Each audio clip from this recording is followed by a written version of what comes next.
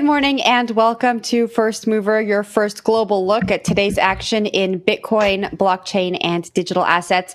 I'm your host, Jen Sanasi, here with my co-host, the Thai Director of Content, Lawrence Lewitton. Lawrence, happy Friday. I hear you, Lawrence.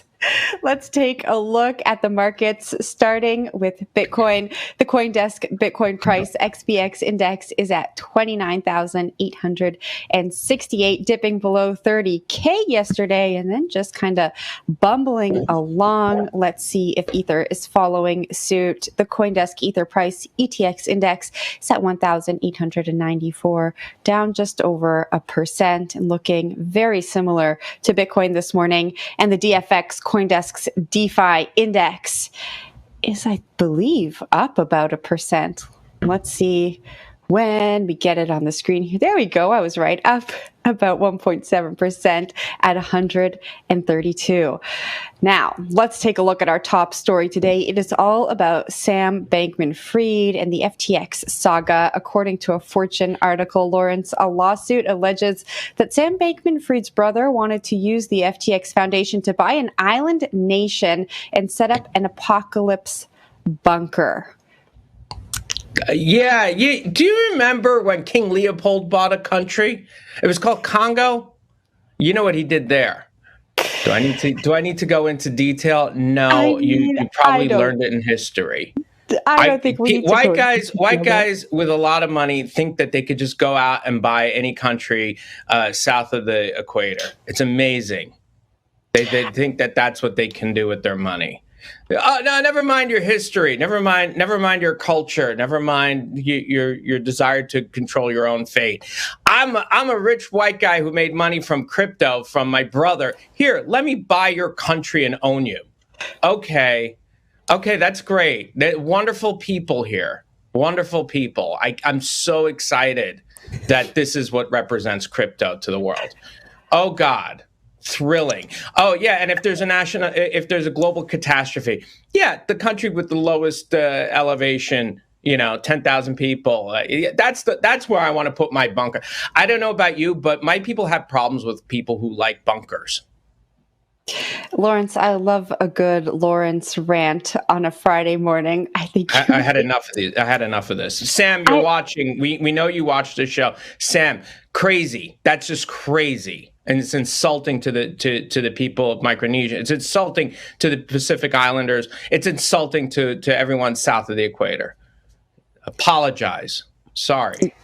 We get a new FTX story every day. And Lawrence, it just gets crazier and crazier. Yesterday, I think we learned that the FTX leadership team is trying to claw back some funds from donations that were made by Sam Bankman-Fried, I think to the tune of $70 million under, his vision for effective altruism. This island was supposed to be an island where, according to the article, where effective altruists could all go to the bunker in the event that the world came to an end. It is just, I am in agreement with you. It would make it the most insufferable. It would go from being a nice little country to the most insufferable place on earth. Effective altruists packing the place. Oh, God.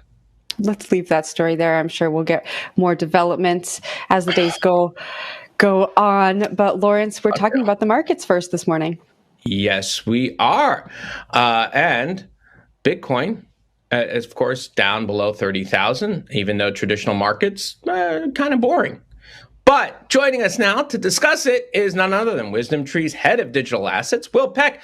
Hey, Will, how's it going? Great. How are you both? Well, other than that story we just did, I'm fantastic.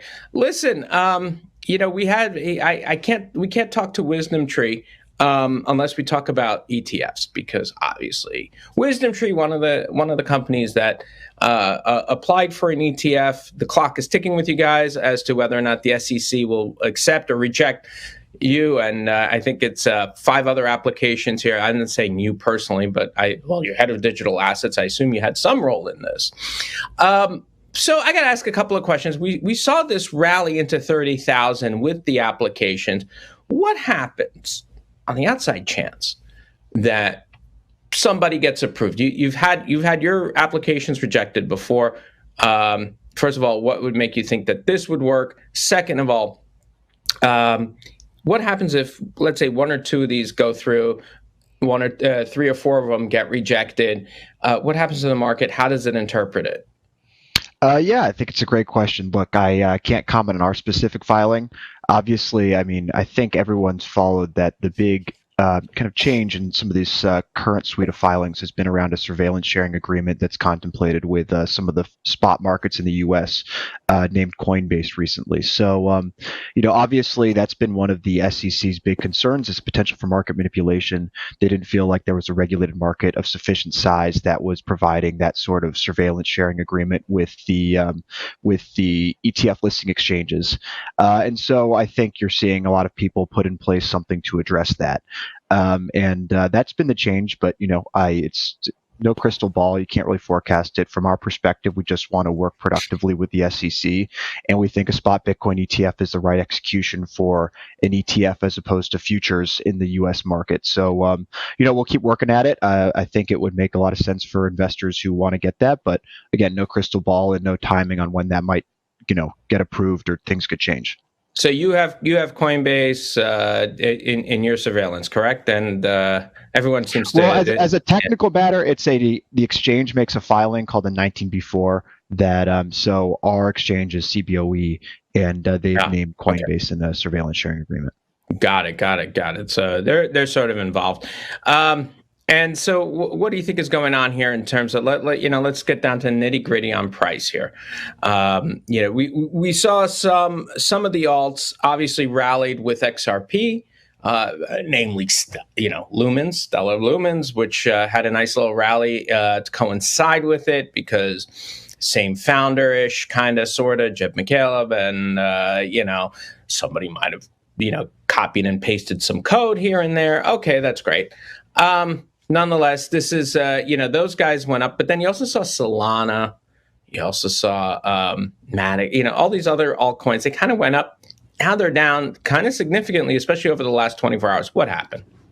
Well, I'd be pretty clearly that's all related to the kind of the developments in the Ripple lawsuit, which, I can't really comment on like some of the specifics there. I think a lot of the commentary that I've been seeing is that maybe it's not the biggest win for kind of Ripple in the long run, but it gives some, Coinbase certainly felt more comfortable relisting XRP from what I saw. So, obviously that is an interesting development. I think some of the altcoins, rose up from there. That's not really our focus necessarily as a company. I mean, I think certainly in the US, we're more focused on Bitcoin and Ether. That's what we're delivering through our direct to retail offering, WisdomTree Prime, as opposed to the altcoins. So, interesting that they're moving, but it's not really a focus of mine. Let's talk about the Bitcoin Fear and Greed Index. It's fallen into neutral territory. That, of course, indicates investor uncertainty. What's your outlook for Bitcoin? It's tough to put a price target on in the near term, right? There's some new piece of news that comes out. I think Lawrence was asking earlier what would happen with a Bitcoin ETF. Is that, priced into the market? And I guess it's an underlying question of how much institutional money there might be out there that's not able to access Bitcoin today. It might actually be smaller than we think it is at some level, right? I mean, Bitcoin's been around for a while. Certainly retail's found a way to get access. And for a lot of retail investors, Coinbase, things like WisdomTree Prime would be great ways for them to purchase Bitcoin as well. So for some institutions, that maybe have steered clear of GBTC in the past, they're interested in a Bitcoin ETF. And I think certainly it could generate retail flow over time. And you'll see it take market share from things like GBTC or some of these trusts that are out there. But I think it's a real question if there's actually that much underlying unmet demand for Bitcoin ETF, or maybe it's just a blessing that gives some more people the ability to come in. You mentioned WisdomTree Prime there. That's a new app that WisdomTree has launched. How has the regulatory uncertainty kind of impacted the launch of this app in your offering?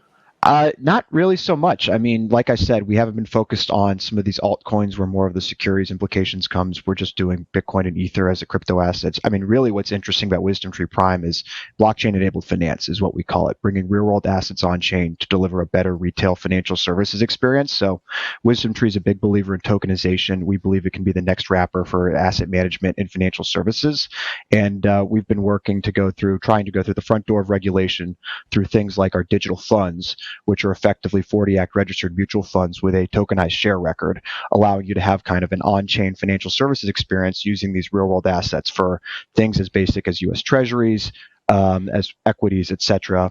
And outside that digital fund structure, things like tokenized gold as well is something that we've done. So we believe that blockchain can be a better way to deliver financial services. Bringing real-world assets on chain is something that everyone's been talking about these past few months, and we feel like we're really an early mover here, and we're excited to bring that forward with WisdomTree Prime. You're not worried about ETH being declared a security all of a sudden, are you? No, well, look, I mean, obviously, again, no crystal ball on this stuff. I think if you look at the spectrum of digital assets out there, crypto assets out there, I think we're comfortable with it. All right, Will, we're going to leave it there this morning. Thanks so much for joining us. Great to be with you both. Happy Friday. Have a good weekend. You too. Happy Friday. Bye-bye. That was WisdomTree Head of Digital Assets, Will Peck. We're going to take a short break. Coming up, from the runway to the auction house, we'll speak with Christies about teaming up with luxury fashion brand Gucci on a new NFT collection.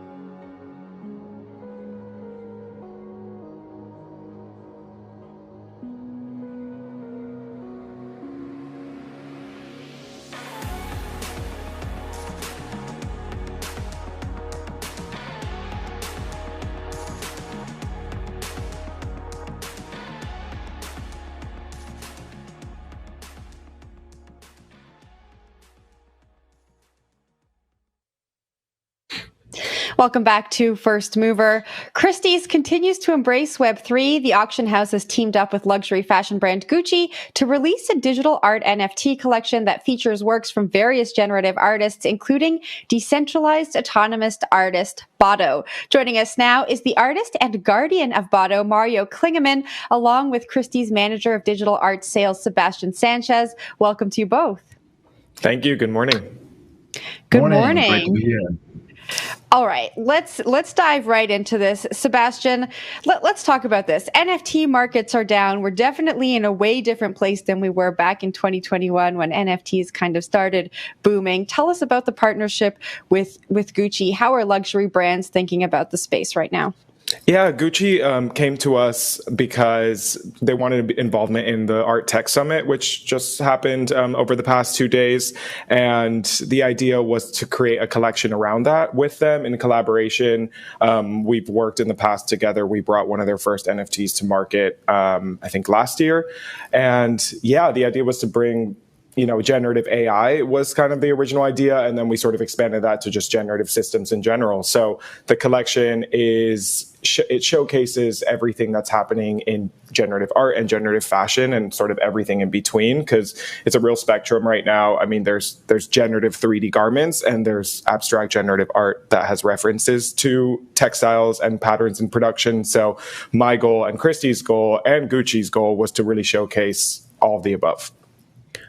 So Mario, how does this work? Because of course, the whole idea of going to a house like Gucci is the idea of quality control, of their designers being in full control of the process from the time that they put the pencil onto the paper to the time the work comes out of the factory, and that it's going to meet a certain standard at all times. How does it work then with generative art, where it's almost not quite that kind of control, but almost, it's controlled up to a point, right? That the orders for it are controlled, but then the output isn't.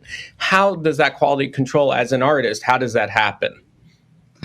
Well, either you have a look at a lot of images and develop a very good taste, and then, you still have to decide, or you use AI to help you with that, which is what we are doing, what I'm doing. So you train a model that tries to develop its own sense of taste and then makes a selection which hopefully is up to the standards. And of course, that is the interesting part. If you are able to do that. If,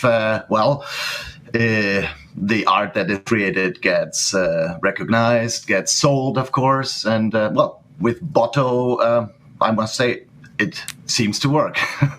Do you think you'll see pushback? Of course, we're seeing now with the strike that's going on in Hollywood right now, where artists and writers and performing artists are saying, "Hey, we don't want to be replaced by AI." It might seem, of course, a little far-fetched given the kind of quality so far we've seen come out of AI, but nonetheless, they're worried that their work will eventually be, at least in large part, several people will be replaced per show, let's say, by what AI can do, and the artistry is gone. Do you get any pushback from people, let's say even within Gucci, that says, you know what, we're really good with quality control, we're really good with what we do, we cannot be replaced by AI? It sort of seems like the two concepts are in conflict.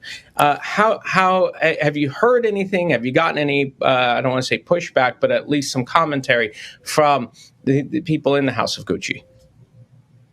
Oh, I have not, because I'm not associated with Gucci. That's the thing. So, I mean, generally, yes, I understand the worries of people who are working in the creative field, because definitely there will be certain tasks and professions be replaceable with AI. I mean, and there's always this thing that in a certain phase, we get awed by these outputs, and maybe do not even realize that they are maybe not as good as what a human produces, but unfortunately much, much cheaper to make and much, much faster.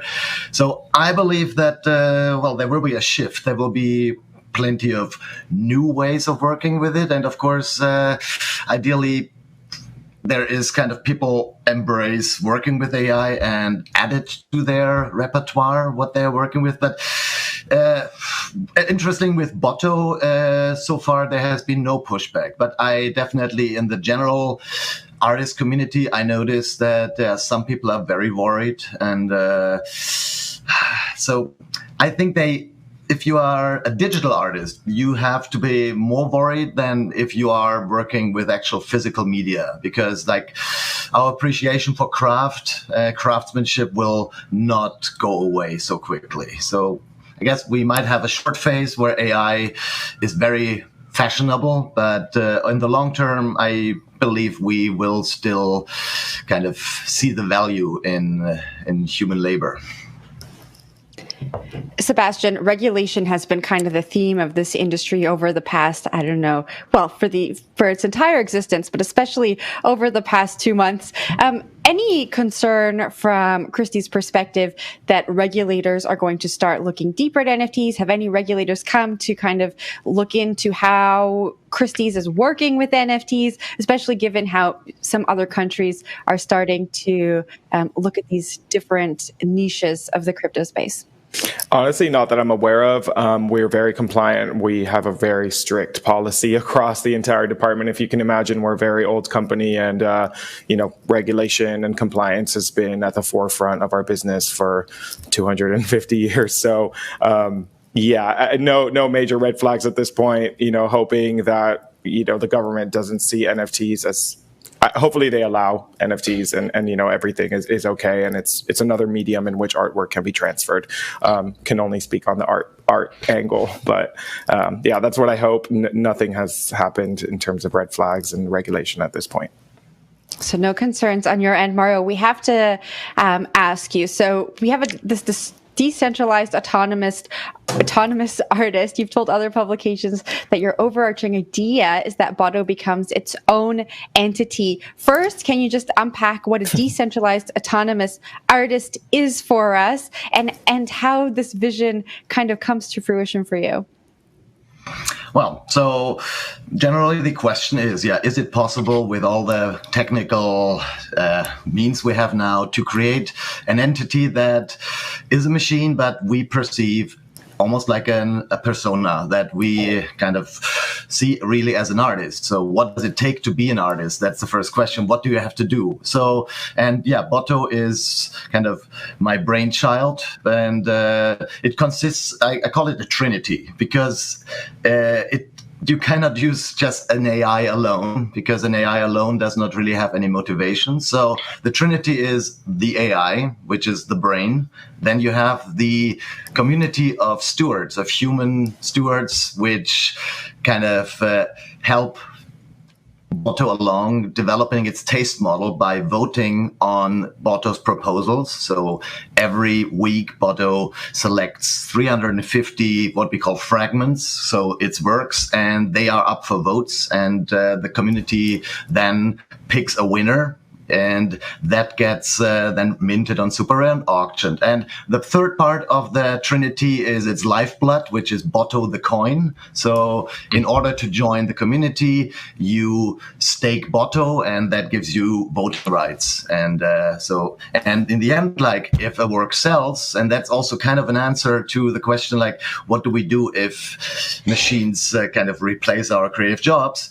You are part of the artist, and you get rewarded for your voting work, because actually so 50% of Botto's sales get redistributed to the community for voting. And so we get this. And then, of course, Botto constantly learns from what the preferences are, and the community learns also, of course, from the market, because everybody has to start thinking like an artist. So, like, okay, do I go for my personal preferences? Do I like this aesthetic? Or, last week, this one that I didn't really like, but it sold very well. So should we produce more? Should Botto try to get more into the direction of that? So there's a constant dialogue going on, and actually also interesting to evolve, like how the community of humans develops their taste. So it's a kind of inverse cyborg, what I call. So a cyborg is like humans augmented by machines, and we have now a machine augmented by humans. And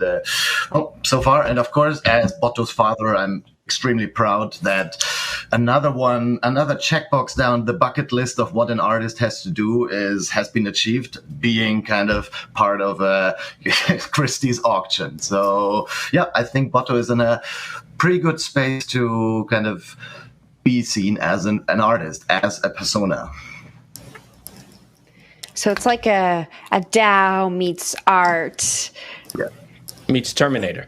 Meets Terminator. I was looking for the next word. Thank you. Sebastian, lastly here, any other big luxury NFT projects coming up with Christie's? Not in the near future. We are continuing conversations with Gucci, so hopefully more of that in the future. Awesome. Sebastian, Mario, thank you very much for joining the show. Thank you for having us. That was Christie's manager of digital arts sales, Sebastian Sanchez, and artist Mario Klingemann. We're going to take a short break. When we come back, we've got a crash course for you in understanding everything you need to know about the multiple spot Bitcoin ETF filings. Stick around.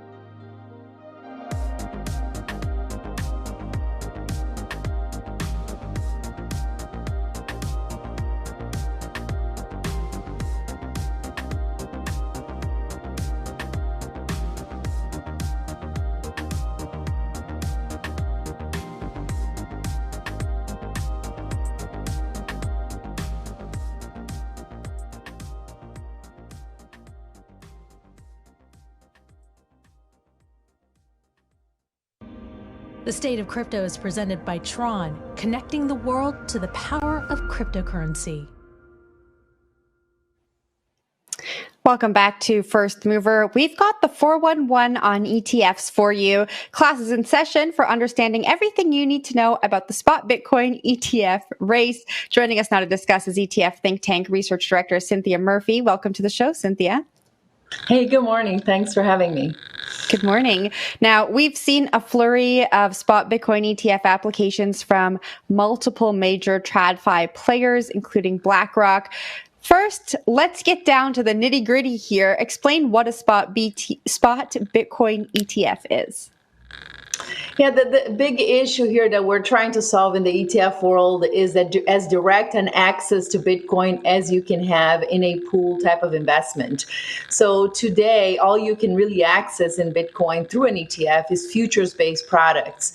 And so we have been on this race, on this effort to get spot Bitcoin approved, which is basically, if you think about an asset like a commodity like Bitcoin, is a physically backed pooled investment. So a share of that ETF will actually give you claim to the asset itself. So in a spot Bitcoin ETF, not only your performance, your share price is tracking directly the spot price of Bitcoin, but your share actually gives you claim to Bitcoin that should be custody somewhere. Where in a futures-based product, you're just investing, you're in the derivatives market. You just have ownership of those futures contracts. You don't actually have a claim to the physical Bitcoin ETF, physical meaning digital in this case.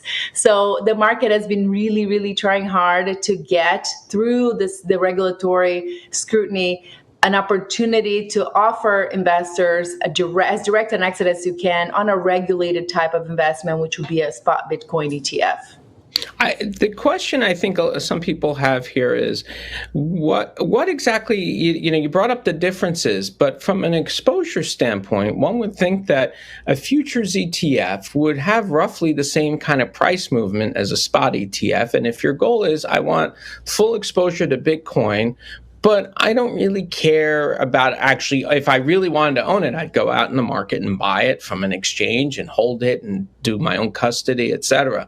So if I'm just looking for that exposure using retirement fund, whatever it is, what would be the big deal about, why does it matter if it's a spot ETF? Why do I care if that's approved? Why don't I just buy a futures ETF and get the same kind of returns and volatility that I would see in a spot ETF? So there's two things to consider here. One is that a futures ETF, you're actually transacting in the futures market. And a futures, a Bitcoin futures is a cash settled, daily reference rate of Bitcoin prices. So issue number one, it's not, directly equal to spot price. And the other thing is that the futures on a futures portfolio, futures expire. So you're constantly rolling that position forward. You can see, prices go into contango backwardation. You have slippage in performance. So it's not a one-for-one exposure as a spot Bitcoin would be. In terms of access, if you look at the advisor landscape, they're looking for that regulated product so that they can, put that in their plans. They can put that in their models. It belongs with everything else as they're building a portfolio. A futures ETF fulfills that role where just directly going and buying Bitcoin for a client, you can't really fit that in the model. So they need that regulated wrapper in order to do that. So the spot Bitcoin is like your purest way to access this, your most direct one-for-one exposure. Where a futures, you're transacting the futures market. Tax treatments are different on a futures versus, the commodity played on a spot price. So there's different considerations there.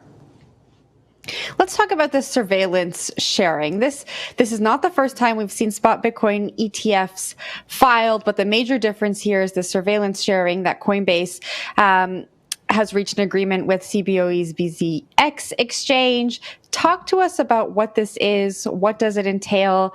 Why is this potentially the turning point?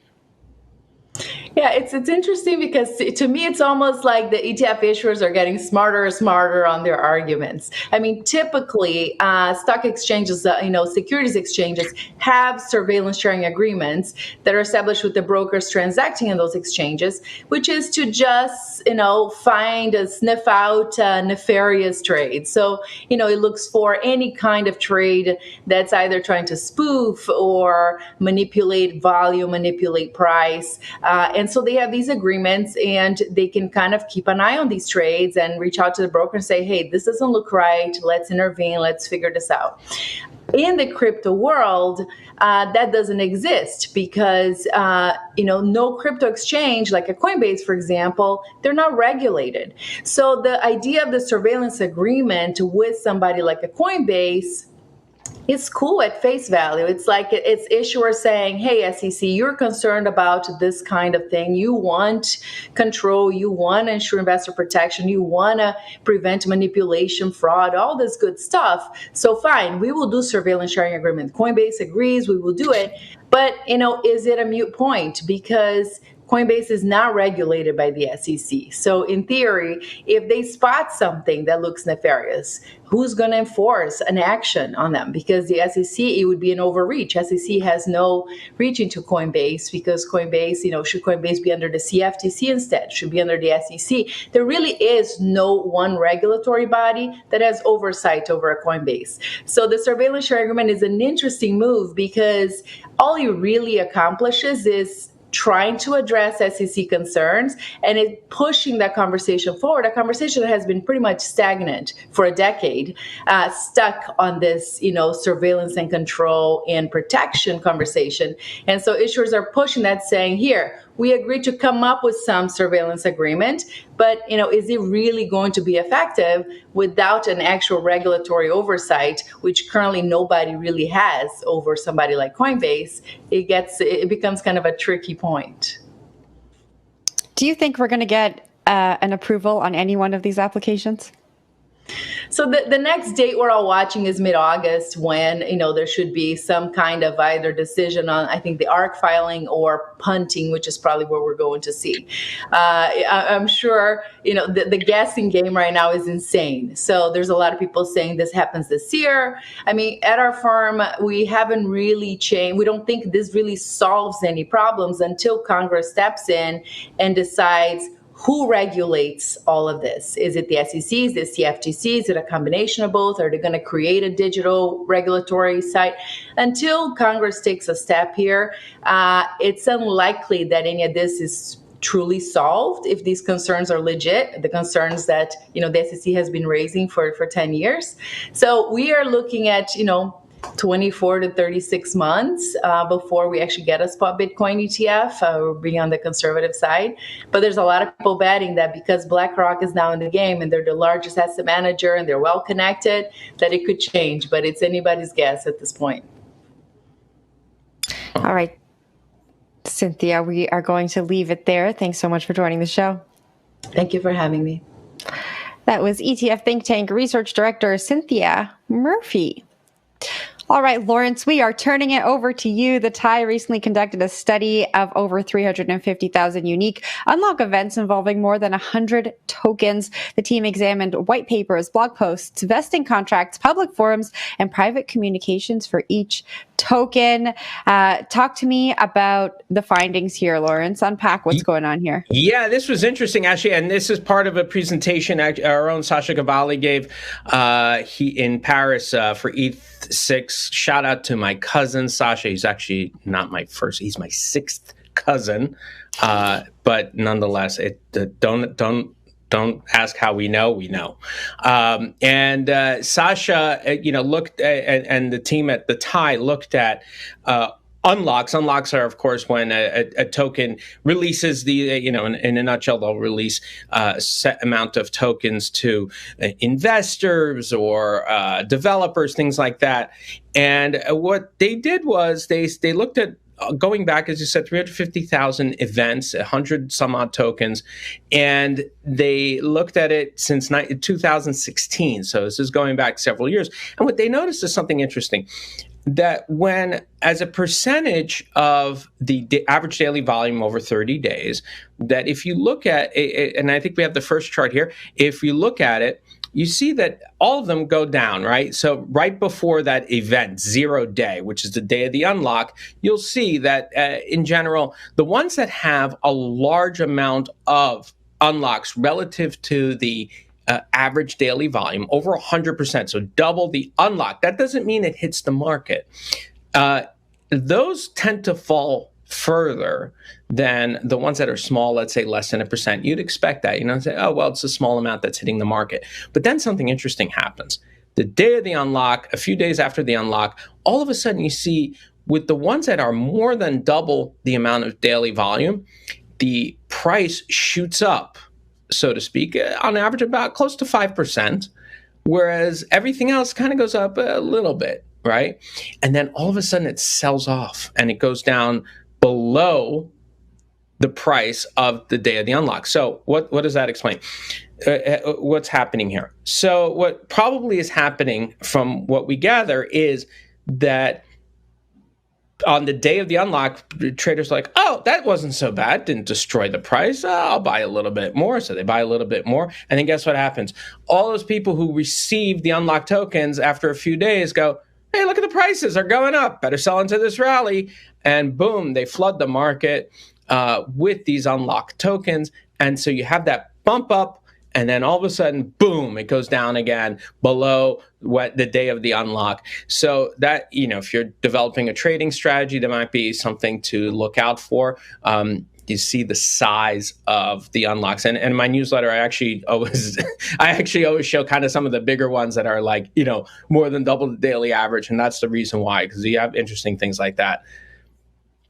I need you, Lawrence, one day to do a psychology behind the market segment for us. We have another chart here. Yeah, we have another chart here that evaluates DeFi tokens by their market cap and fees. Talk to us about what this shows. Oh, well, actually, this one, no. So this one, I before we get to that, I actually want to look at this one too. This is the same study from Sasha. Real quick, again, we're kind of looking at the volume. Another interesting that happens is volume kind of cuts down towards the days of unlocks, right? You see that, you see the decrease, and then all of a sudden the volume shoots up the day after the increase, and it's exponential for the larger tokens. So again, that goes back to we're talking about psychology. That's what that is. You see the psychology of people dumping those tokens into the market. So they're holding back a little bit when they have a large unlock, and then all of a sudden they're like, oh God, wow, this is too good to be true, and they start selling into it. So that's what that chart is. But yeah, you were talking about the let's go to the next chart, because we were talking about this chart. You just mentioned it now. This is DeFi tokens, and so the idea is, how do you value? This is separate from the other two we just saw. This is a different study that was done. So how do you price a DeFi token? How do you price a DeFi? How do you price DeFi coins? And so one idea is to use multiples of revenue, in this case, multiples of fees, it serves as revenues for these tokens.